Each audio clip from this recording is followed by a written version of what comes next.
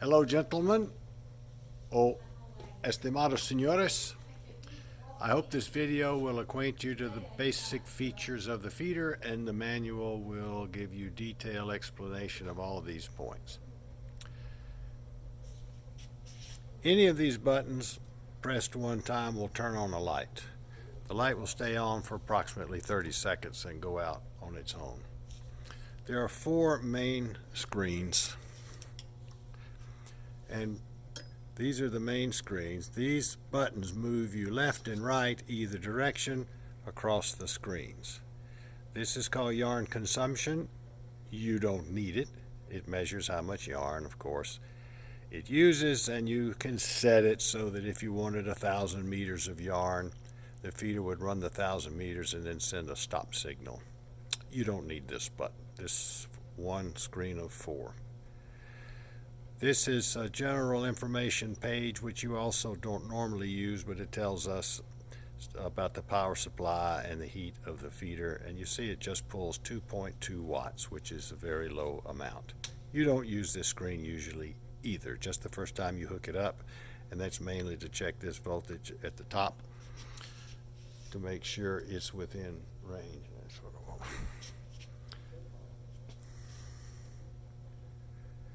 This is the screen for the menu setup. By the way, if you see the screen flash from time to time, it's just some fit that it has always had, and I don't know what it means, but you can disregard it. It doesn't mean you've connected something wrong. VER stands for the version of software 5.3. ID means it's identification position, which you don't need to be concerned about. YR stands for yarn rigidity. This is one that you may wish to change even after you receive the feeder. I will explain. AO stands for advanced options. You don't need to change this unless we have a telephone call and tell you to make a setting there. Typically you don't change it. BR stands for break rate, and we normally don't change it either. We'll take you inside the menu just for an example with a check mark, enter, which we turn the light back on. If the light is off, any button simply turns the light on and nothing else. Now that the light is on, the check mark, let's just go down into the menu. T1 stands for work tension 1. We have two work tensions, tension 1, tension 2. We also have relaxed tension, which you probably won't use. So T1, we want to go inside T1 with a check, press of the check or enter, and from there we can change the tension from 1.5 to 1.8 if we like, and simply enter. Now we have a new work tension. Pressing these buttons let us go up and down, it's like a cursor, to the different levels. T2 is a different tension, but for your situation, often we leave it off. If you need to change it, you simply press this button and you can have 2.2 for work tension 2. But generally we don't use work tension 2. This needs to be off. Coming down to tension error, this is an optional thing. If we set this, we can say 1 gram of error or 1.1 gram of error, save it. Also setting the time alarm, which is now off, so it's not working. But if I set this to 2 seconds and save it, then that means that when the feeder has exceeded or dropped below the 1 gram we just set above for more than the length of time, 2 seconds that you see, the feeder will go into alarm and will stop the machine, and some human needs to figure out why it's not able to do its job. I'm going to set this back to off in your case, because when you're learning the feeder, it's confusing when it goes into alarm too often. We can do that later as you get further into your trial.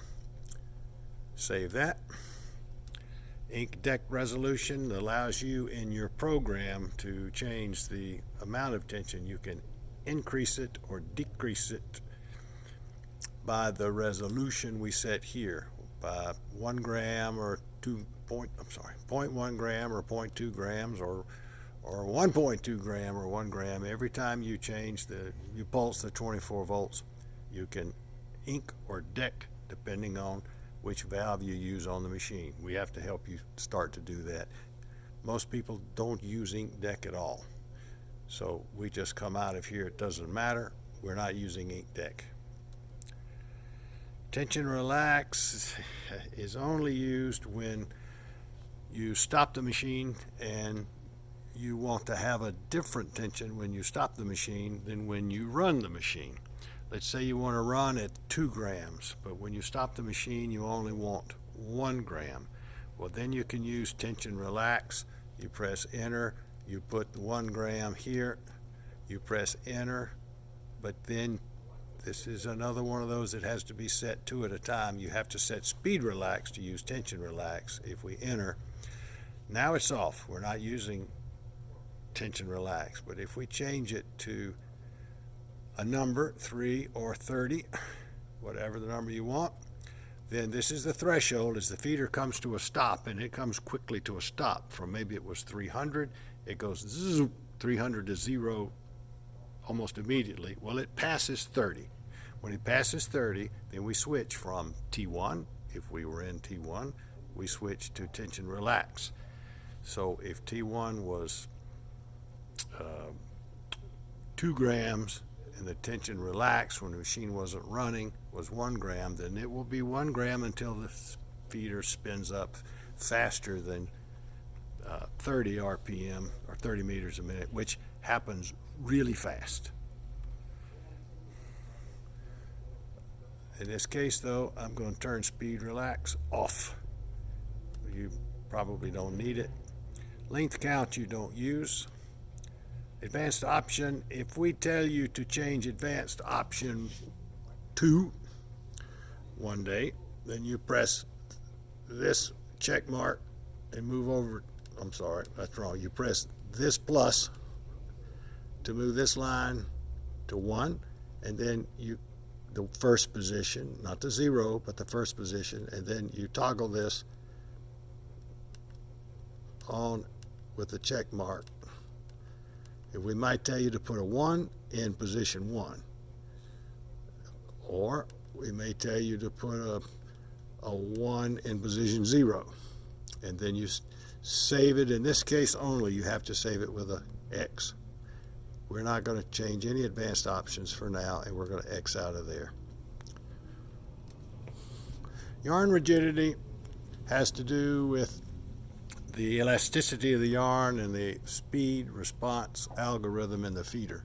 For most yarns, the position is either 1 or 2, and you would save it. But there are 5 different algorithms. As the yarn is less elastic, the number goes higher. Where do you set this? It's wherever it looks good to you. Nothing blows up or smokes if you set it wrong. But you want to see the tension controlled smoothly when we're running, and if it's not staying where you want it to stay, you have to change one of these values. You put whatever value you want and save it here. Break rate is, you can put 3 different levels. Generally, people just use 1, and we don't change it. Tension shift you don't use. Offset calibration you will use.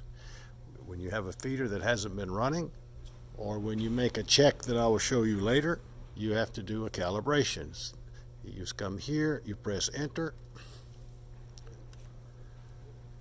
you press check mark again to start it, and then it says OK, and escape to come out, ESC to come out. That's all you have to do. Then we come down utility. There are a few things in there, most of which you will never need, so we come out of there, and then one more time and we're back to work tension. So I've just showed you how to make 10 different adjustments. You only need to make maybe 1 or 2. We come out of here one time and we see this screen, and we see the feeder thinks it's number 4. That's because it's plugged into the power supply that says he's number 4. Yarn rigidity, I set it 1. Advanced options are still zeros only. Break rate is 1. Now we go back over to the main screen, and this is our running screen. This is the message on the top line, and it says we will be working in work tension 1. Right now we have 0 grams because there's no yarn on the load cell. The load cell is just here. If I press the load cell and the feeder runs, you see the values change on the load cell. 1.8 grams is our desired setting for tension 1, 1.8. This will tell us how well we're doing the job of staying here. If these numbers don't stay steady, we change the yarn rigidity up 1 time or down 1 time. This is how to thread the feeder.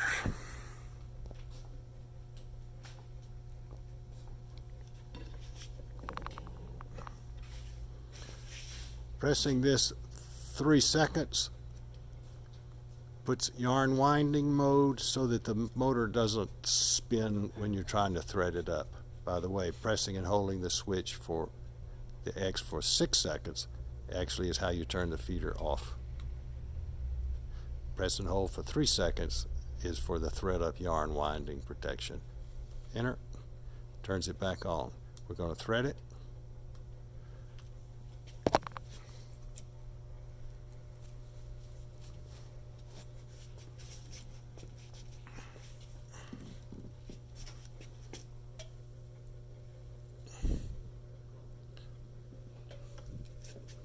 So 1 time underneath this finger, and then 1, 2, 3, or 4 wraps depending on the yarn, and then through this eyelet here. When you do that, you press this button and the yarn winding function goes off. And I shouldn't have done it so tight. Hold on, let me redo it. This is a very elastic yarn, so you don't hold it so tight. Here, here, here, and let her go a little bit. Okay, now we take the yarn winding off. Right, so now you see the feeder is maintaining the 1.8. If we put it on a little back winder we have here, then we see it goes for 1.8. I can speed up the winder, and the feeder keeps the tension the same. We can slow down the winder, and the feeder keeps the tension the same. If I create a mess, the feeder changes speeds all by itself and it corrects everything. If I take this tension and tighten it a lot by adding here, the feeder figures that out and maintains 1.8. If I let it go, it still maintains 1.8. When the feeder stops, this value, 1.8, often changes. This is a very elastic yarn. Yarn's not so elastic, you'll actually see this number go down when the feeder's not running. But when the feeder starts again, it corrects it. Light goes out because no buttons have been pushed. I'll push a button for 30 seconds of a light. One important thing is the angle from here to the next feeder should be 0. You need to turn the feeder whichever way you need to turn it so it's from here to the next eyelet, wherever it is a straight angle. I like to say you want to make sure the yarn doesn't touch that eyelet at all. It comes right from the load cell to your next feeding eye. When you position the feeder, then you do the calibration. If you do the calibration with one orientation and to get it to 0, and then you change the orientation, you have to do the calibration again. It's that sensitive. One more thing to check whether you need to calibrate it. If I take this yarn and I take it off the load cell like this, and you see the number went down to 0.0, that means it's calibrated. Or it goes down to 0.1. It's still calibrated, don't worry about it. But if it's a number different than that, with no yarn on the load cell, simply go to the menu page, enter, up 2 times to offset calibration.